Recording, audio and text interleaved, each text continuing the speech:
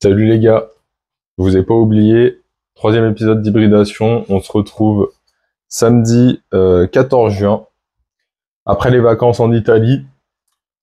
Le sujet de la vidéo, ça va être donc les vacances. Comme je le disais, je vais traiter des vacances, comment s'entraîner avec les vacances, comment concilier le fait de passer du bon temps en étant en vacances, et le fait de continuer à être actif un minimum et à garder une bonne forme physique, malgré le fait que on va manger comme des gros, on va essayer de se reposer, de profiter, de faire autre chose.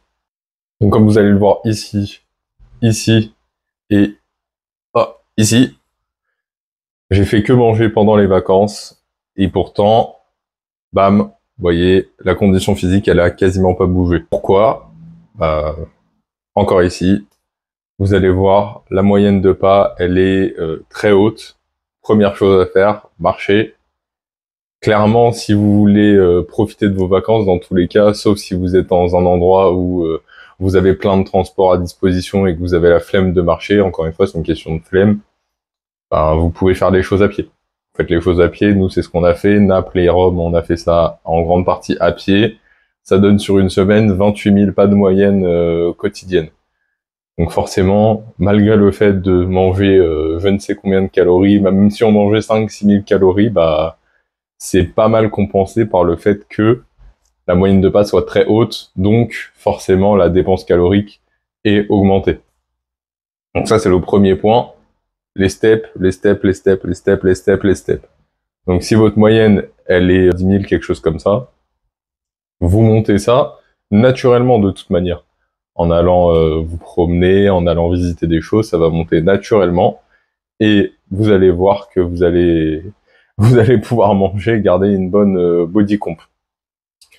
Puis ensuite, s'ajoute à ça, si vous allez faire une autre activité, si vous êtes au bord de mer, que vous allez nager pendant 2 heures ou faire de la plongée pendant 2 heures, forcément, votre dépense calorique, c'est pareil. Vous faites une activité qui est au final sportive, donc votre dépense va augmenter, c'est pareil.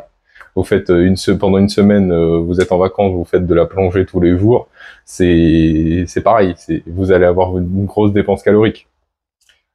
Donc c'est la même baseline, c'est le fait d'avoir de l'activité au quotidien un peu plus élevée qu'à l'habitude, qui sera pas du coup forcément une séance de muscu ou de votre sport traditionnel, mais qui va vous faire augmenter votre dépense et vous permettre du coup d'avoir une dépense calorique plus haute et donc de pouvoir manger plus aussi sans que forcément ça vienne changer votre composition corporelle. Le deuxième point, ça va être au niveau de l'entraînement. Encore une fois, ça va dépendre de où vous partez. Vous partez au fin fond d'un pays perdu, vous allez au Kazakhstan dans les montagnes, ça va être compliqué de s'entraîner. Si vous allez aux États-Unis, ça va pas être compliqué de trouver un endroit où vous entraîner. Donc ça va dépendre aussi de est-ce que vous voulez passer du temps à vous entraîner ou pas? Est-ce que vous avez le temps? Est-ce que vous avez les structures pour vous entraîner? Et si vous n'avez pas les structures, est-ce que vous pouvez vous entraîner même sans les structures? Donc ça fait plusieurs facteurs à prendre en compte. Première chose, comme je l'ai dit, si vous voulez vous entraîner ou non, ça c'est à votre bon vouloir. C'est si vous avez le temps, si vous en avez l'envie, si ça vient pas parasiter vos vacances, à voir pour caler quelques séances, même bricoler 1 heure par-ci, 1 heure par-là, c'est toujours ça de prix. Ça c'est mon exemple, c'est un peu ce que j'ai fait. Sur 8 jours, j'ai fait 3 séances et j'ai fait que le haut étant donné que le bas du corps est largement assez développé. Donc 3 séances haut, un upper, un push et un pull. Des séances qui étaient assez rapides avec pas mal de supersets, des choses comme ça, mais qui m'ont permis quand même de pouvoir m'entraîner et de pouvoir largement maintenir ce que je voulais. Ensuite, il y a le fait du coup d'avoir les structures pour. Donc ça dépend de où vous allez. Est-ce que vous allez choisir prioritairement un endroit par rapport à ce que vous voulez visiter, ce que vous avez envie de voir, etc., ou par rapport au fait qu'à côté, il y a un endroit pour vous entraîner. Ça, c'est une question de priorité, encore une fois. Une question d'envie aussi. Si vous en foutez de pas vous entraîner pendant une semaine, vous partez dans la forêt amazonienne pendant une semaine, même si je suis pas sûr que ce soit une très bonne idée, mais vous partez pendant une semaine dans la forêt amazonienne, très bien, très bien. Si vous avez une structure, des salles de sport, etc. pour pouvoir vous entraîner, c'est parfait. Donc vous avez tout ce qu'il faut, vous choisissez une salle, même si le matos sera pas forcément exactement le même que celui que vous avez, au moins vous avez un endroit pour vous entraîner, pour bricoler un peu, c'est déjà pas mal. Si vous avez nulle part pour vous entraîner, vous avez encore l'option de bricoler à la maison, vous prenez des élastiques pendant votre voyage, vous trouvez un endroit pour faire des tractions, vous faites des pompes, des tractions, même voir des dips si vraiment vous avez de la chance, vous faites des petits exos avec des élastiques, on arrive toujours à se débrouiller. Là où c'est beaucoup plus pratique, et ça rejoint mon autre discipline, donc la course à pied, c'est que par contre, si vous voulez aller courir, vous pouvez courir partout. Même si, bon, quand il fait 40 degrés dehors, comme ça a été le cas pour moi, ou quand il y a des pentes comme ça, forcément, ça donne moins envie. Mais on peut. Il suffit d'avoir des baskets, une tenue de sport, et c'est réglé. Là, même dans la forêt amazonienne, si vous voulez, vous pouvez esquiver les cobras et vous pouvez aller courir. Hein. Ça pose pas de problème. Enfin, faut courir vite, quoi. Pour boucler ce volet-là, on a donc l'activité au quotidien, première chose, le fait d'avoir une dépense plus élevée qui va pouvoir compenser le fait de manger plus, parce qu'en vacances on mange toujours plus, on veut découvrir la cuisine locale, ce qu'on peut manger, ce qu'on peut trouver. Ensuite, il y a le fait que on va pouvoir quand même caler des entraînements selon sa discipline, selon ce qu'on a à sa disposition. Comme je l'ai dit, si vous avez une structure, pas une structure, ou si vous avez le temps, pas le temps, ce que vous pouvez faire.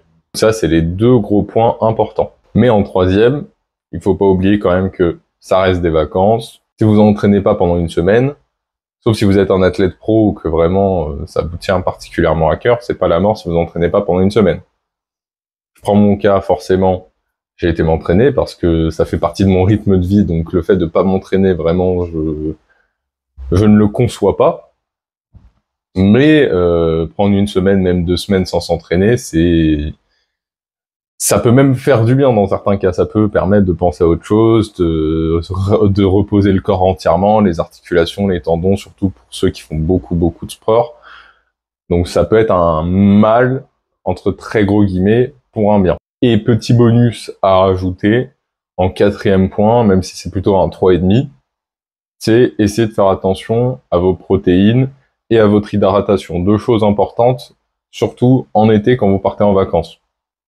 Les protéines, parce que ça vous permet de maintenir une masse musculaire, même si bon, pendant une semaine, voilà, ça va pas changer énormément, mais clairement, de pouvoir maintenir un bon niveau de protéines, c'est toujours ça de gagner, et vraiment pas difficile, et c'est un petit bonus, donc je le mets en petit point bonus, et l'hydratation, par contre, plus important, vous partez dans un pays chaud, le fait d'être bien hydraté, super important de prendre vos électrolytes avec vous. Comme je l'ai dit sur la vidéo précédente, l'hydratation, la clé. Même si vous entraînez pas forcément, si vous allez marcher 30 000 pas en plein cagnard, avoir des électrolytes dans une boisson et boire ça pendant la journée, ça va vous faire du bien. Clairement, vous allez être super déshydraté, vous allez pouvoir perdre énormément de sels minéraux. Donc, rechargez à fond les électrolytes, même si vous ne faites pas forcément de sport. Au final, marcher 30 000 pas sous un cagnard, je peux vous dire que ça vous fait un bon sport. Donc voilà pour boucler sur ce point. Les gars, il est 10h15, on va se retrouver juste après pour le voice-over avec la séance lower. Je vous dis à tout à l'heure. Juste avant, on se retrouve pour la séance bas du corps. Pour commencer, chauffe au squat barre haute. Je précise barre haute. Donc 120 kg ici. Petit échauffement, hein, je fais pas 15 000 reps, et l'échauffement, on n'est pas là pour se fatiguer, on est là pour s'échauffer comme dit. Pour ensuite faire mon top 7, ce sera 170 x 2, suivi de 3 x 7, je crois, à 160. J'ai juste filmé le top 7, donc juste sous vos yeux. Donc comme vous voyez, j'ai toujours mon matos de power, ça va être toujours bien utile quand je fais des gros mouvements polyarticulaires comme ça, donc mes genouillères rigides plus la ceinture. Et je mets toujours des singlets parce que c'est vachement pratique, c'est vachement confort, ça fait office de short. Donc ma série clairement, 107 RPE7, un petit peu plus facile, mais bon, ça fait 10 jours que j'ai pas pu faire les jambes avec les vacances, donc j'ai préféré prendre un petit peu de marge. Maintenant, Romanian deadlift. Vous allez voir, là j'ai mes sangles, pareil, c'est ma dernière série de chauffe, juste avant. Donc les sangles, pourquoi ? À partir de 140, je vous avouerai que ça commençait à être dur à tenir, surtout que c'est une variante grip large. Donc si je devais faire l'appellation complète, ce serait du Romanian deadlift prise large, voilà, tout simplement. Vous allez voir, là, il y a un type qui passe, ce sera pas la dernière fois, pardon, qui passera. Donc, très facile. Exo pour taper, ischio, fessier, chaîne poste en général. Et ensuite, le top 7. 160 x 7, si je ne m'abuse. Donc là-dessus, j'ai fait 2 séries. En sachant que normalement ce n'est pas ma séance conventionnelle. Normalement ma séance conventionnelle du samedi pour le bas du corps, je commence par un soulevé de terre et ensuite j'ai de la presse, mais là j'ai fait un mix un peu de mes 2 séances pour essayer de rattraper mes gros exos de la semaine que je n'ai pas pu faire du coup pendant que j'étais en Italie. Donc maintenant ma série en détente. En réalité c'est censé être un bon RPE 9 mais un petit peu plus facile, pareil j'ai préféré prendre un petit peu de marge. Et pour le détail, vous voyez que je mets ma ceinture un peu plus haute que sur le squat, façon un peu Andrew Hauss, pour ceux qui connaissent. C'est un powerlifter, vous pourrez aller voir.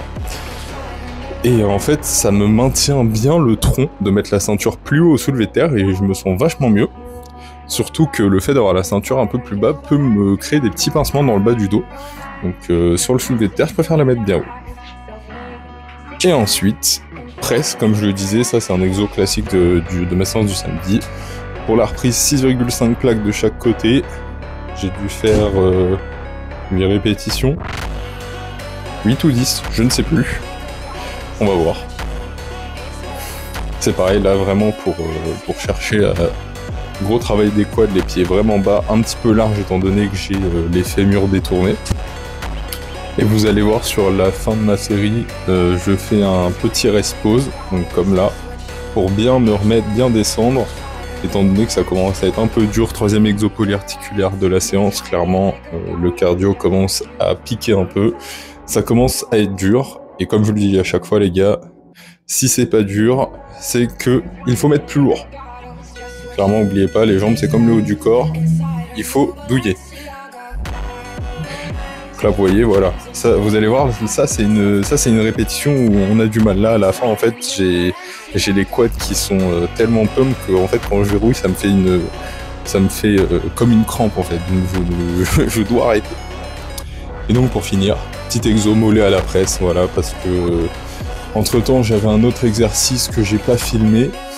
Et c'était du leg curl, ouais c'est ça, absolument du leg curl, donc j'avais pas envie de retourner à la presse libre pour recharger. Et donc on se laisse là-dessus. Bon du coup petit bonus, les crêpes comme la dernière fois, en train d'être cuites, et juste après je vous fais le petit taste test.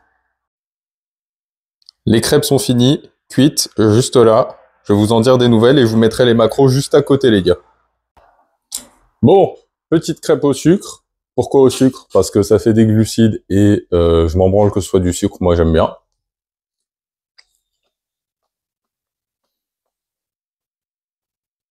En plus, encore bien chaude. C'est validé à 100% les gars. Meilleure collation, comme je vous dis, vous avez les macros juste là, c'est 100% validé. Je vous souhaite un bon dimanche et à la prochaine les gars.